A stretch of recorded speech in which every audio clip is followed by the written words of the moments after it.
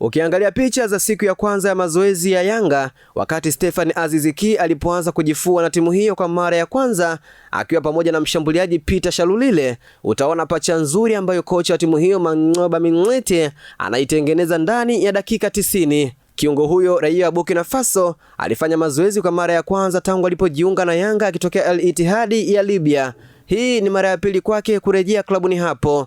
Katika mazoezi hayo, kocha wa Yanga alionekana muda mwingi akimpa Aziz Ki majukumu ya kuchezesha safu ya ushambuliaji kwa kupiga pasi nyingi za katikati, huku akimtumia zaidi Shalulile kupokea mipira ya nyuma ya mabeki na kuingia ndani ya boksi kufunga. Kwenye mazoezi hayo, kocha huyo alikuwa akimtaka Aziz Ki apige pasi haraka, huku akimweleza Shalulile kuwa anatakiwa kuondoka kwa kasi kabla mpira haujatoka mguuni kwa kiungo huyo ambaye aliwahi kuibuka mfungaji bora wa ligi kuu kwa kufunga mabao 21 msimu wa 2023-24. Hata hivyo, inaonekana kocha wa Yanga ameshapata mchezaji ambaye timu inaweza kucheza ikimtegemea, kwani mara nyingi amekuwa akiwaelekeza wachezaji wengine kumpasia Aziz Ki mipira mingi zaidi. Kocha wa mipira ya kutengwa Kagisho Digakoi pia alionekana kumfuatilia kwa karibu, kwa kuwa kiungo huyo ana uwezo wa juu wa kupiga mipira iliyotengwa kuliko wachezaji wote kwenye ligi. Baada ya kumaliza majukumu yake na Shalulile ambaye alionekana kukamilika kwa kiwango kikubwa, makocha wa timu hiyo walimbadilishia Aziz Ki pacha. Sasa alitakiwa kumpasia mipira mingi kiungo wa pembeni Hussein Zakwane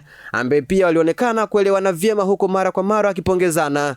Aziz Ki alionekana kuwa mchangamfu wakati wa mazoezi, akibadilishana mawazo na wachezaji wapya, huku akitaniana na wale aliowakuta klabuni hapo kabla ya kuondoka na kujiunga na Wydad Athletic msimu mmoja uliopita. Hesabu za Yanga za kumrudisha Aziz Ki, mbali na ubora wake wa kufunga, kubwa zaidi ni namna anavyoweza kuwafanya washambuliaji wa kati kupata huduma nzuri na kufunga kwa njia tofauti za utengenezaji wa mashambulizi, tofauti na jinsi timu hiyo ilivyoanza msimu huu. Katika mechi mbili za mashindano ambazo Yanga imezicheza, imewatumia washambuliaji Shalulile na Ture wakianza pamoja na wakati mwingine kupishana katika michezo dhidi ya Simba kwenye ngao ya jamii na ligi dhidi ya Namungo. Ndani ya mechi hizo, washambuliaji hao wamepata pasi 4 pekee za mashambulizi kutoka katikati ya uwanja.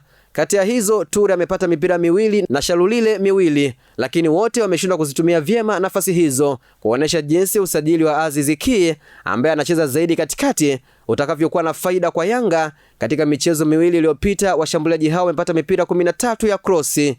Kati ya hiyo 6 iliwafikia Shalulile, alipata 4 na Ture miwili. Huu unaweza kuwa usajili muhimu zaidi kwa Yanga msimu huu kutokana na ubora alionao Aziz Ki ambaye pamoja na uwezo wa kufunga ana uwezo mkubwa wa kutengeneza nafasi za mabao. Akizungumzia ujio wa Aziz Ki, kocha wa Yanga Mang'oba amesema anamjua kiungo huyo na kwamba ataongeza kitu kutokana na ubunifu wake wa kupiga pasi za mwisho kwenda kwenye robo ya mwisho ya eneo la wapinzani, ambapo nikimnukuu amesema, namjua Aziz Ki, si mchezaji mpya kwangu wala hapa Yanga. Tunahitaji kuwa na watu wabunifu kutoka pembeni, lakini pia kutoka eneo la katikati. Unatakiwa kuwaweka wapinzani kwenye pressure wakati wote ili kuangalia wapi watafanya makosa. Mwisho kunukuu. Imeandikwa na Khatim Naheka na kusoma kwako na Hamza Saifo.